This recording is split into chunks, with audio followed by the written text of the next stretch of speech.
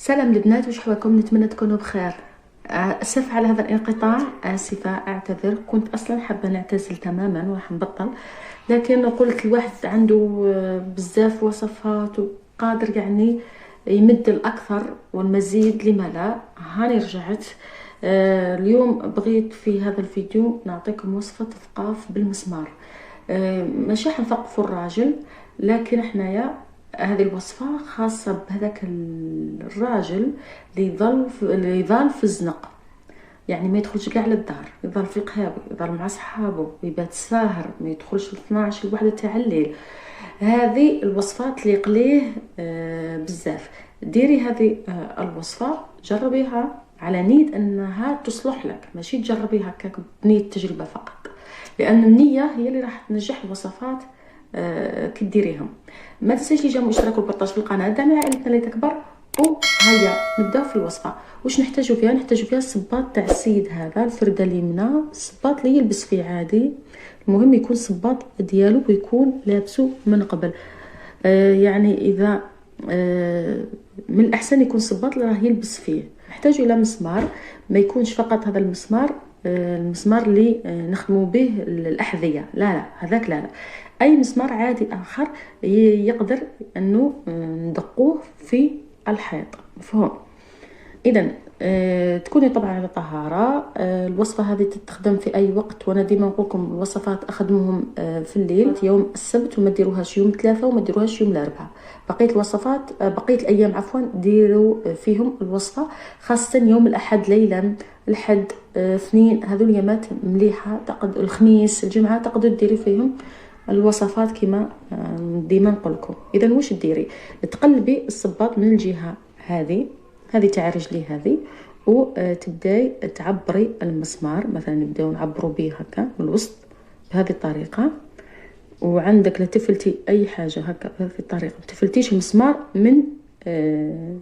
من الحذاء، مفهوم؟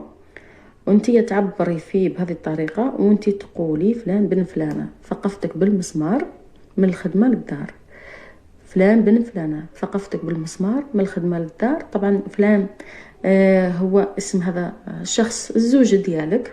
كما تقدري تخدمي هذه الوصفه للاخ، للاب، ماشي شرط غير للزوج فقط. وفلانه هي اسم امه. اذا كما قلت لكم تعبري من الوسط من تحت، صباط من تحت، وتبداي تقولي العزيمه نتاعك. كي تخلص التعبار هذا يكون طوليا، كي يخلص التعبار تاعك تتوقفي انت على القراءه. اذا تبداي كيما هكا، تحطي كيما هكا وتقولي فلان بن فلانه ثقفتك بالمسمار من الخدمه للدار، فلان بن فلانه ثقفتك بالمسمار من الخدمه للدار. حاولي المسمار هنا مثلا، او ثبته هنا، حاولي ما تفوتيهاش كيما بهذه الطريقه، تخليش المسمار يتحرك، مفهوم؟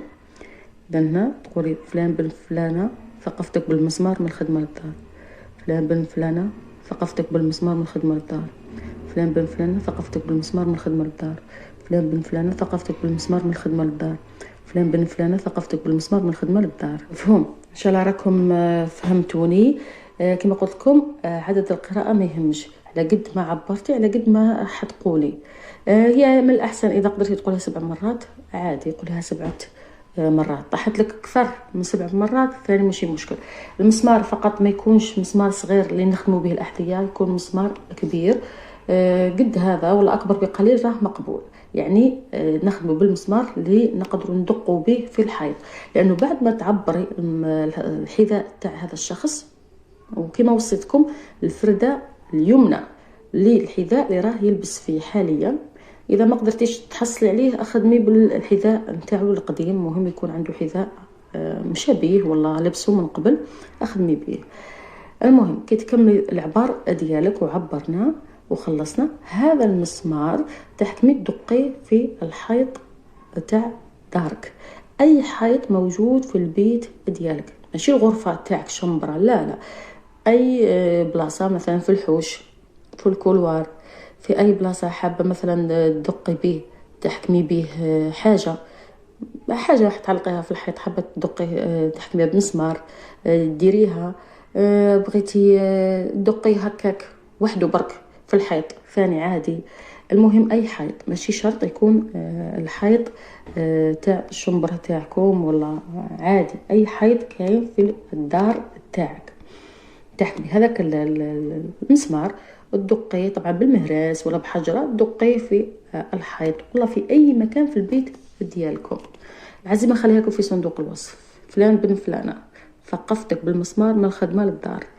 العزمة هي ماهيش صعيبة بزاف، و استنوني في وصفات ثقاف اخرين ووصفات بزاف. فرحوني فقط بلي بالمشاهدات وبلي لايك وبالبارطاج. نتلاقاو ساعة الخير، الى اللقاء.